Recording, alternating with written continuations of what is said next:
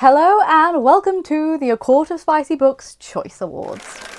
This is the first instalment of what I'm hoping will be an annual series, and I've decided this year I am going to be awarding some of my favourite books of the year within categories a official Acourtofspicybooks Choice Award. Now, I don't have a physical award to give anybody, so this video is going to have to suffice. Think of this a bit of like my end of year wrap up. I've picked some categories across a whole bunch of different things, and I'm going to be telling you which have been my favourite books in all of those categories. I'll leave all the categories that I'm going to talk about in the description box of the video, so if you want to take these categories and do your own end of year wrap up, you can. Without further ado, let's move on to the awards now that we're done with the opening ceremony. Okay, so the first category is going to be for Best Debut Novel released in 2025. There was a couple options on this list, but I have gone with the wonderful Sacred Space Between by Kaylee Reid. I went with this for a number of reasons, and I'm not going to waffle on with every category because there's quite a lot to get into. I think this was a really competitive category this year. I have nothing to compare it to previous categories, but this year, really tough stuff. I picked this one because unless I knew this was a debut author, would not have any indication that this was a debut novel. The story, the writing, the craft of this book was expertly done. This was an absolute pleasure to read. This one is a gothic standalone romantasy. It was delicious. Explores themes of religious trauma and kind of like betrayal and lying and like finding oneself. This was beautiful and lyrical and poetic. There's a line in the book, I always say it sticks in my head, it's nothing less than blasphemy brought you to me. But there was a couple of incredible debut novels, and you'll find some others scattered across this list, maybe just one other, but this one, phenomenal. This has also made it into my like 10 books of the year, I think. Kaylee Reid, I'm sending you a non-physical Acourtofspicybooks Choice Award. You absolutely deserve one. This book was a fantastic debut, and I can't wait to see what you do next. The next category is Best Contemporary Romance. Now, I have been going back and forth between two books, or like one book and a series. I'm going to announce the runner-up first. Some of these categories have runners-up and then a choice. Some of them I'm just torn between. But the runner-up for this category is, no one is surprised, it's a Sparrowfall series by Catherine Cowles. This reminds me of one of my all-time favourite contemporary romance series, which is The Edens by Devney Perry. It is that beautiful small-town romantic suspense novel that I just find so tasty. I have read 4 of the 6 books of this series this year, and this is definitely the contemporary romance series that I have found myself most drawn to and rating the highest. But even this entire series, as much as I loved it, could not live up to the book that has won this category. And that book is Deep End by Ali Hazelwood. What a year it has been for Ali Hazelwood. Not only have we had Deep End, we have had Mate, we have had the After the End dystopian romance collection that Ali Hazelwood has worked on, we have had Hot for Slayer, and I think Bound is now out as well. Oh my god, Ali. Somebody checks on Ali. Is she okay? This is a mix between Ali Hazelwood's usual kind of STEM romances, but also has a sports theme. I love this. This was everything a contemporary romance should be in my brain. I whizzed through this. The spice was so good. I think this is the spiciest one of all of the Ali Hazelwood books. I just fell in love with these two, and I really, look, this book won me over because the first few chapters I was like, surely not. Surely not. I couldn't read this book, but I did, and I loved it. And Ali Hazelwood, she didn't steer me wrong. I haven't read the most contemporary romance this year. I've definitely read less this year than I have in other years. But nonetheless, this one is still a standout in my brain. Probably nobody's surprised, but Ali Hazelwood's Deep End is taking the Acourtofspicybooks Choice Award for Best Contemporary Romance of 2025. Next category is one that I added in because I felt like there's lots of books I wanted to recognise within this space that didn't quite make it into the other awards. But this one is the category of Best Fantasy World. Now, obviously, all of these awards are my own opinion, but this more so than ever, I think, is very personal. And again, I have 2 options for this one, and I can't pick one as a runner-up, so 2 books are winning this award. I've judged this based on worlds that I thought were A, like the most well-built, B, the most unique, or C, like really, really played a big part in the story for me. I feel like sometimes within fantasy romance, the world isn't the most important character in the book. Like often it's kind of forgotten about, or like we know a bit about it, but not kind of a wider scope. And these 2 books did this world building excellently to the point where the world and the setting feels like a character of its own. These 2 books are also 2 of my favourite books of the year and did make it both onto my 10 books. In fact, both of these books made it into my top 3. And I think that part of that is because of how much I really resonated with the fantasy worlds in these books. And that is Blood and Steel and Shield of Sparrows. Look, Blood and Steel could have gone into so many categories on this list, but like intentionally, I have tried to not talk about this one because I've banged on about it enough. But just in case you needed yet another reminder, Blood and Steel has this really incredible, gritty, dark, shadowy fantasy world that kind of feels reminiscent of the world of The Witcher. You have to be made of tough stuff to exist in this world, and there's just something about it that has really stayed with me. I read this in January and it has come with me the full year. There are lots of other reasons I love this series. It is very character led and also very plot driven, so whilst the world is a big part of this, there are other elements to this that are really good as well. So even though this is a split award, I'm not going to split it in half. You both get the award. Blood and Steel, you are receiving an Acourtofspicybooks Choice Award for Best Fantasy World, and Shield of Sparrows by Devney Perry, you too are receiving an Acourtofspicybooks Choice Award for Best Fantasy World. Just to touch on this one I think is the uniqueness of the world and the way the monsters exist in the space and the way that the world is divvied up and how distinct and unique all of those different areas feel. The world is a big threat in this book. It is a big part of the plot. It is a big part of our character's journey, and the world and the systems within it are also a big part of why I love this book too. So that's why this is getting it as well. This next category was really easy to judge. It was actually probably the easiest category of the whole lot to judge. And this is for the best young adult fantasy book released in 2025.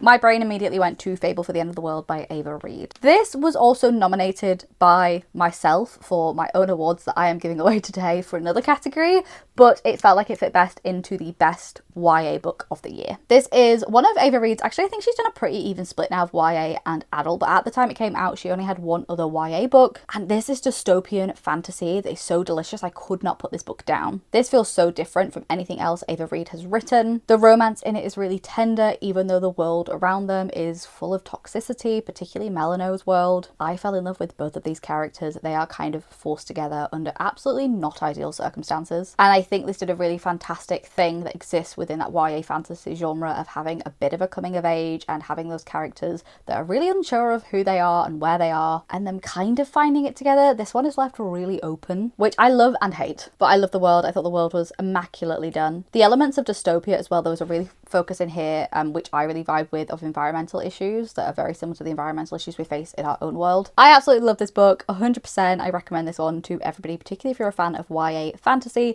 This one is a dystopian fantasy, so slightly different within that subgenre, but still I think you would love this if you enjoy YA fantasy more broadly speaking. So Fable for the End of the World by Ava Reid is receiving the Acourtofspicybooks Choice Award for Best YA Fantasy released in 2025. The next category is Best Sequel released in 2025. At the time of recording this, I don't think the physical copy of this book is out yet, but it is available on ebook and audiobook. There was a couple. This was another hard one to judge, but the book I have chosen for best sequel is The Night Prince by Lauren Palfreyman. You probably know at this point I love The Wolf King, but compared to The Night Prince, boy did The Night Prince take it up a notch. I've judged this category not just on like a sequel that was good, but a sequel that really felt like it was so much better than the first one and really like took what we'd established in the first one and ran with it. So even though I loved The Wolf King, I gave The Wolf King 5 stars. As a collective, this one is so strong. This takes us out of everything we've experienced in book 1. It explores new areas, new people, new character motivations that weren't clear to us before, and we really start to see the main character come into her own in this book. I thought I loved it. We also get to spend some more time with one of my favourite characters in this story, and I actually listened to the audiobook of this, and I have to say I think I had an improved experience with the audiobook of book 2. I did enjoy the audiobook of book 1, but book 2 has an additional narrator added in, so there's 2 different male narrators and 1 female narrator for the 3 main characters, and that really made this for me. It really made those characters come alive in a way that I think, I don't know, it's hard to say whether I would have had the same experience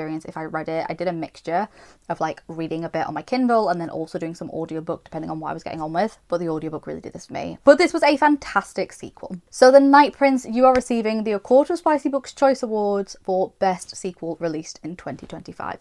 Next up is the category for the best villain or antagonist. Again, I struggled with this one. I feel like the villains have to be really good to stick out in my brain, and often I feel like with a lot of the fantasy romance that I read, the worlds are quite big and it's never that there's often like one singular villain. There's maybe like one person we've got to single out to deal with the plot, but like there's often a wider or more broad collective of villains, I guess. But I have judged this category for best villain, not just on how villainous they are, but like how I enjoyed them as a character and how I thought their story played out. And I have gone for Bury Our Bones in the Midnight Soil by V.E. Schwab. Now, I'm going to try and talk about this completely spoiler free. Which means I'm not going to name a villain. But I really enjoyed the way we got to know this villain. We do a lot of exploration of like their backstory from before they were a villain, when they were a normal person. I really enjoyed seeing that villainy revealed as the story progressed and as we moved through different time periods. And they were a villain that I could really kind of empathize with and feel bad for, but equally be like, no, somebody does need to take you out now. This has gone too far. This book generally was very dark and very delicious and very juicy. This has some like toxic lesbian vampires in it, if that's your cup of tea, which is absolutely my cup of tea. So the Acourtofspicybooks Choice Award for the best villain in a book I've read in 2025 goes to Anonymous, in case it spoils it for you, in Bury Our Bones in the Midnight Soil by V.E. Schwab. The next category I equally struggled with as much as I did with Best Villain, and that is because this is the counterpart category and this is Best Hero or Protagonist story. Now, look, I am a very character-driven reader. I get really emotionally attached to the characters that I meet in these worlds. So immediately I was like, oh, well, duh, Thayer and Wilder from Blood and Steel. And also some other books that are coming up in this category, and also some of the books that aren't coming up. There's so many characters I've met this year that I've loved. So I went for the one that I think made like the most interesting hero or protagonist, and I went for one that kind of really sold the story and the world and the political system, and like that one character kind of encompassed everything for me, and I went for Raven from To Cage a Wild Bird by Brooke Fast. So the reason I've picked Raven, she is a character who is hard to like, especially initially. She is our protagonist, she is our hero, but she's our hero in the way that Katniss is our hero in the Hunger Games. Is she immediately likable? No. Do you empathize with her and kind of understand the reason she makes the decision she does? Yes. I think there are big things coming for Raven. She really reminded me of some of those kind of like 2010s female leads like Triss in Divergent and Katniss in the Hunger Games. And I think there was an element of nostalgia there for me, that feeling that again for a female main character and feeling that similarity really warmed me up to Raven. But equally, like, she is flawed and complex and layered, and I think she makes a fantastic hero, or will go on to continue to be a fantastic hero the further into the series we get, because of those flaws, because of that question of moral judgment, and because of those things that she's done that aren't quite hero material but have shaped her in a way that she needs to be shaped. I loved you so much as a book as well. Like Raven and To Cage a Wild Bird, you were all fantastic, and I think like Raven is a perfect example of like the world and the impact it has on its people and the political system, and this is another dystopian, so like that kind of impact on humanity, I guess, is all really evident in our main character, even though we're rooting for her, and at her base and her core she is a good person. So the Acourtofspicybooks Award for Best Hero or Protagonist in a book in 2025 goes to Cage a Wild Bird, specifically the character of Raven by Brooke Fast. The next category I added in because I haven't read enough of this series yet that it felt like it could win any of the like bigger best fantasy or anything like that, even though I do think it is a fantastic book. But I added this in because it's bringing me so much joy and I had to include it in here somewhere. This is the Acourtofspicybooks Choice Award for funniest fantasy book, or like fantasy book I smiled the most at.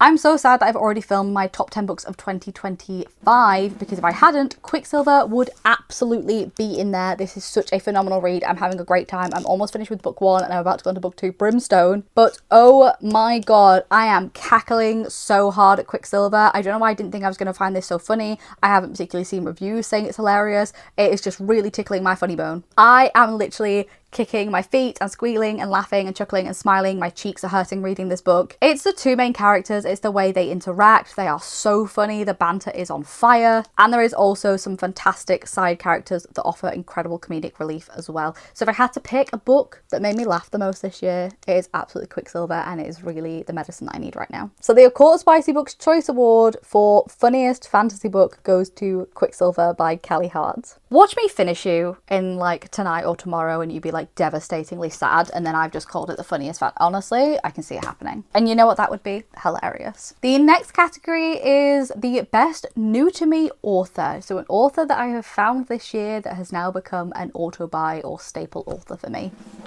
This is another one that was so easy to pick. This is Briar Bolin, but particularly with the Bloodwing Academy series. I can't believe I hadn't read you sooner. I've actually had the indie copies on my shelves for quite some time, and I've been very interested in reading this book for quite a long time. Tell me why it took for it to be traditionally published for me to pick it up. I will now want to read everything Briar Bolin has released. Again, there's something about Briar's writing style that just really like tickles me. It really gets me. It is exactly what I'm looking for when I want that addictive, fast-paced fantasy romance. The writing style and like pacing feels very similar to some of my other favourite authors whose fantasy romance books I usually devour as well. There are quite a few authors that are new to me this year that have been around for a long time and very popular for a long time, but I feel like Briar is the standout in my brain of an author that I have found this year and absolutely fallen head over heels in love with. So for that reason, the Acourtofspicybooks Choice Award for Best New to Me Author goes to Briar Bolin, and specifically for her Bloodwing Academy series. I felt like I had to include an award for a special edition book service or a special edition book subscription. So the next category is the best special edition book subscription that I have received for the whole of 2025. There was a couple of criteria here. It had to be a subscription I hadn't skipped a lot. I've picked up some newer subscriptions where I've only had 1 or 2 boxes, so I've kind of excluded those just because I wanted it to be a subscription I've had for most of the year. I also have some special edition companies that I bought one-off books from, but not a subscription service, and like I'm specifically looking at the books I'm getting in monthly picks for this award. So the specific subscription I have chosen is the Fairly Romantasy box. I guess the things that were in the running for this were the Fairly Romantasy, Adult and YA, Illumicray, Afterlight, Arcane. I think those are the main ones that I've had for the majority of the year that I have like been able to get. Fairly Romantasy is definitely the subscription box that I have skipped the least, and it is also definitely the subscription box that has had some of my most anticipated reads in there. I've picked 2 here just at random, but honestly I could have picked others. I've picked their edition of Metal Slinger and To Cage a Wild Bird. This is where somebody tells me neither of these books were in the Romantasy box, but I'm pretty sure they were. Again, this could just be because I am a big Romantasy reader, but I've always been a big Romantasy reader, and actually in previous years the Fairly YA box would have won this category. Or a couple of years ago it would have been the Bookish box. I was really vibing with the Bookish box editions a couple of years back. My runner-up for this one was the Arcane subscription. I've had some really beautiful Arcane subscription books as well as Arcane one-offs, but Fairly Romantasy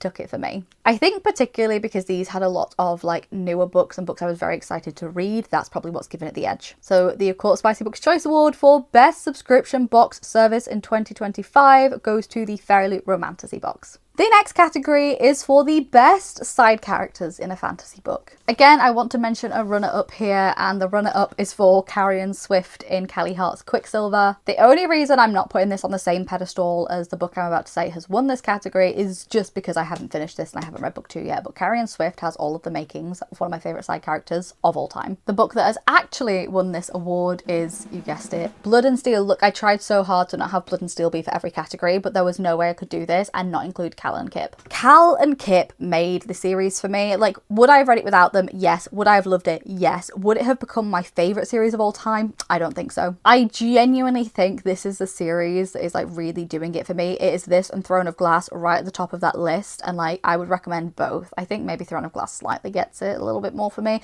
This, amazing. There is something about the comedic relief that Cal and Kip offer, but also like they aren't just characters that pop up and are a bit funny. Like they come on this whole journey with us. I want a spin-off with Cal and Kip. There was moments when the story was really dark, and actually it was lovely as a reader to just have those moments of lightness with those two characters to kind of balance it all out. And like having read this and loved this, then reading the follow-on series, the Ashes of Thesmar series, I almost called it the wrong title then, the Ashes of Thesmar series, Iron and Embers, seeing Cal and Kip pop up in that was honestly like coming home. It was so incredible spending time with these two, and both of them for completely different reasons. They come through the whole story. We get to see them as like scrawny, snotty little boys in the training camp in Blood and Steel, and see them become incredible, fantastic, world-changing characters later on, and like honestly, they're fantastic. Cal and Kip, I would die for you. So sorry I've mentioned Blood and Steel twice. I promised you I was trying not to mention this one, but I just can't not. I didn't quite know what to call this category, but I'm calling this Best of the Weird and Wonderful. This is fantasy romance books that just have something a little bit odd about them. You're about to find out what's odd about them. Again, for this category, I actually have 2 winners because I could not decide.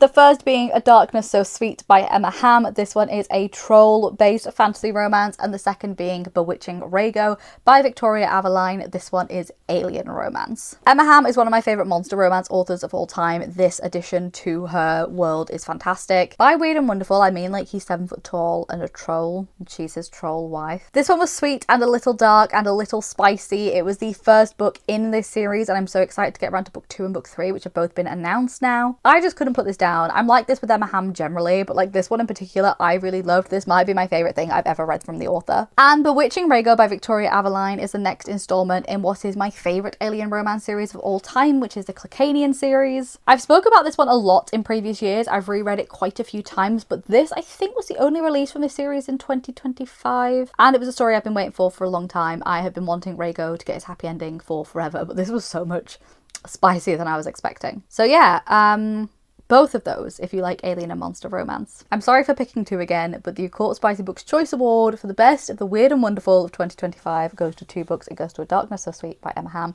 and Bewitching Rago by Victoria Aveline. The next category on this list is for best indie published book. Now, I've read quite a lot this year that was indie when I read it that has since been picked up, so I have taken those from the running, and I've read a lot of books that are now traditionally published but were originally indie, and I've also taken them from the running. But I think it was always going to be this book. I think this is the book that was always going to be my indie pick of the year, and that is Hollow by Susan Valenti and Caroline Peckham. I would be surprised if it's ever not these two. I love Zodiac Academy, I love Ruthless Boys, I love the Kings of Quarantine series. I spoke more about this in my November wrap up, but this is such a fantastic book. It feels elevated, it feels new, it feels really fresh from the sisters, to the point where if you've read their stuff before and didn't like it, I still think you should give this a go and you could like this. This might be my favourite thing I've ever read from them. It feels a little bit more like serious fantasy, doesn't feel like the right term, but like some of their others has a fun cheesiness to it that I really vibe with, and that doesn't really have that in here. But this was incredible. This was everything I was hoping it was going to be and more. I was actually shocked. I love these authors. I knew I was going to like it, but I was shocked at how much I liked this. I think this is many people's most anticipated indie release of the year as well, so if you are thinking about giving this one a read, it is only a recent release. I absolutely do recommend it. So there you go. The Acourtofspicybooks Choice Award for Best Indie Release of 2025 goes to Hollow by Caroline Peckham and Susan Valenti. I swear I'm going to build this into a thing. I'm going to have like physical awards next year that I'm going to like creepily take to the authors at signings or something. Let's make the Acourtofspicybooks Choice Awards a thing, guys. Let's just do it. Let's get some trophies going. The next category is the best new book from an author that I've already loved, and of course it had to be Arcana Academy by Elise Cover. I'm a big fan of Elise Cover. I have been reading her for quite some time. I've read all of the Air Awakened series. Haven't read the two in between, the Vortex Chronicles and the one I always forget the name of, but I have then read the Trial of Sorcerers series and have read all of the Married to Magic series. I've read a lot of Elise Cover. I love her so much. This one, however, was a standout for me. Spoke a lot about this one. I actually read this twice this year, which is saying something for me. Similar to what I've said for some other kind of like sequels or new books from authors I love on this list, like it also could have very easily been Hollow, but Arcana Academy for me really stands out as being so different to anything else Elise has written. I think because a lot of what Elise writes is in the same world, so like quite a lot of her books sit within the Air Awakens world or like within the Married to Magic world. This one just felt so incredibly new, and like even though I loved Elise and this has a typical Elise Cover writing that I adore, this just felt like something completely fresh. I love the magic system, the characters, the plot twist, the story, like just everything about this, the romance, the moody character, oh my god. So the Acourtofspicybooks Choice Award for the best new book from an author I already love goes to Arcana Academy by Elise Cover. Nobody is surprised. And then the final two categories are looking at very specific subgenres of what I like to read. I would absolutely say my most read genre is fantasy romance or fantasy in general. So I've made a subsection of that. This is going to be the best cozy fantasy romance, because I do like those. This is a book that I feel like I've not really spoke about a lot this year, and I don't know why, because I rated it really highly, but the book is Tusk Love by Thea Guanzon. I also really enjoy D&D, and my husband's a big D&D nerd, so when I heard that Thea Guanzon was writing Tusk Love, this is a book that is in one of the Critical Role series that's like joked about. They've actually wrote the book now. I didn't really know what I expected of this. I expected this to maybe feel a bit gimmicky. I don't know why, maybe because it was kind of like a joke in the series and they thought, let's write the actual book and make it a Critical Role book. I don't know, there was something about it that I was like, oh, this is going to be like gimmicky. It's going to be one of those things you get if you're a fan, but like maybe it's not going to be that good. Oh my god, I was so wrong. This was like super delicious, spicy, cozy fantasy romance. It was amazing. I really hope we get more in this world. I don't know if they've announced if they're going to be writing any more things like this. And I'm really excited that it was Thea Guanzon that wrote this as well, because I really enjoyed her Hurricane Wars series as well. Particularly if you like some addition of spice and you like a cozy fantasy romance that still feels like it's moving and that it has action rather than a kind of slower paced cozy, I think you would enjoy this a lot. So the Acourtofspicybooks Choice Award for the best cozy fantasy romance goes to Tusk Love by Thea Glanzon. And the final category is for the best dark romance that I've read in 2025. Dark romance is one of the other genres that I read the most in, I think, particularly within that kind of contemporary romance area. And I've read quite a few this year, but one that has stuck out for me as my favourite is Leave Me Behind by K.M. Moronova. This is exactly what I like in a dark romance, where it's like action-packed and a bit gritty and a bit bloody and a bit gory. I thought the military setting of this was really unique, and at first I was like, somebody described this to me as Call of Duty romance, which I still don't really see. I love these two. I was obsessed with them. I will say the ending wasn't the strongest for me. I feel like it lost its way at like the 85 to 95% mark and then picked back up in the last 5%, but this is still easily one of the most unique dark romances I've read this year, and the one that I just can't stop thinking about. I've rated this really highly, and I'm so excited that we now get to have 2 new books in this world following a different couple. I wasn't sure whether to include a dark romance category because I definitely haven't read the most dark romance this year, but I'd read enough that this one really kind of stuck out kind of compared to the others, and I think this deserves some recognition in the video. So the Acourtofspicybooks Choice Award for the best dark romance of 2025 goes to Leave Me Behind by K.M. Moronova. And that is everything. What you can't see is there's just like piles of books on the floor now. I would love to know if you had any different answers for any of these categories. Feel free to leave me in the comments, like pick a category and tell me what your pick would have been, which ones are you the most passionate about. And if you liked this video, then you might like my others, so make sure before you leave today you are hitting subscribe. But other than that, I will see you in the next one.